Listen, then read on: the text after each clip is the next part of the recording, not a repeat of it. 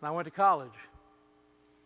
And there I met Art Honeyman, a person who is literally the co-star in a buddy movie that they made.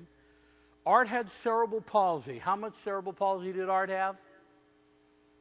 Art Honeyman had more cerebral palsy than Lindsay Lohan has dumb. I saw him in the cafeteria. No one could understand him. His speech was unintelligible. He was trying to get a Coca-Cola and drink it. I went up to him and said, "You appear to have a Coke problem." Opened his Coke, helped him with it, told him, "Don't talk to me, I'm deaf. I can't understand you. No one can understand you. I sure can't understand you. I read lips. I can't read those lips. It'll make me seasick. I'll throw up."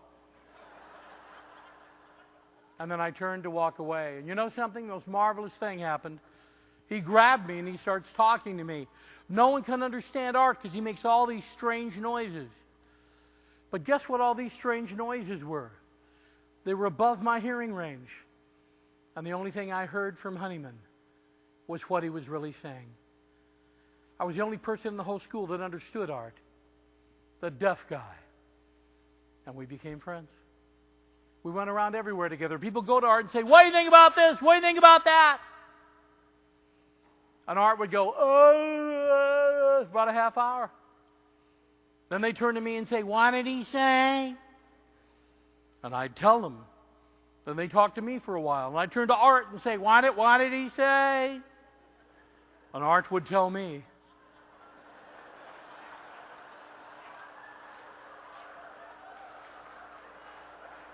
We were the damnedest couple you've ever seen in your whole life. And they wouldn't let us into a movie. One day Art had a birthday. His sister sent him $10 and he called me at 3 in the morning.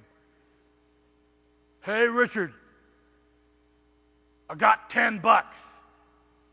Pancakes."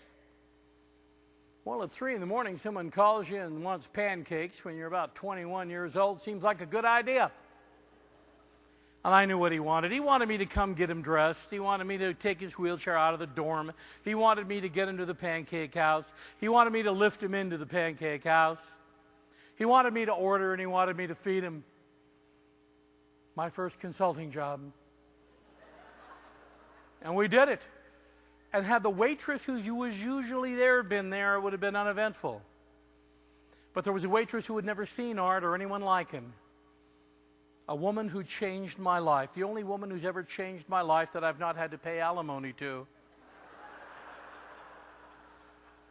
She came up to Art. I thought she wanted us to order, and when I looked at her, you know what she said? She said the meanest stuff I've ever heard. She turned to Art and she said, "You're the most disgusting looking person I've ever seen in my life. I can't believe something as ugly as you would come to a place where people are trying to eat. I can't believe that you expect me to bring you food and you're going to eat it, and I don't know how you're going to eat it, like some pig in a trough. I won't serve you. I don't even know if you're a human being." And she ended with, "I thought people like you were supposed to die at birth." I'd never heard anyone talk to my friend this way. I turned to him to look at him. How's he going to react? Art was a genius. His IQ was above my cholesterol level. And he was an evil genius, too, with a terribly sharp sense of humor. So Art looked at me and he said, "Richard, why is she talking to you that way?"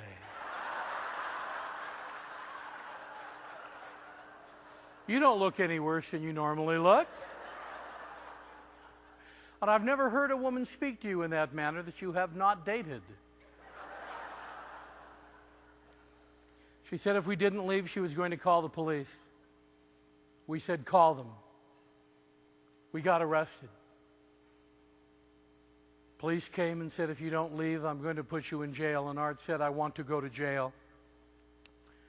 And then he said, "And Richard wants to go to jail too." No, I wanted to work for a big company.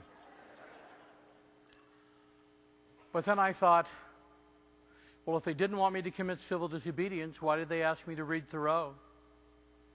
Plus, I wanted to see if they're going to fingerprint art. They put us in a holding cell, fed us breakfast, pancakes, took us in front of a judge and found us guilty of breaking an ugly law.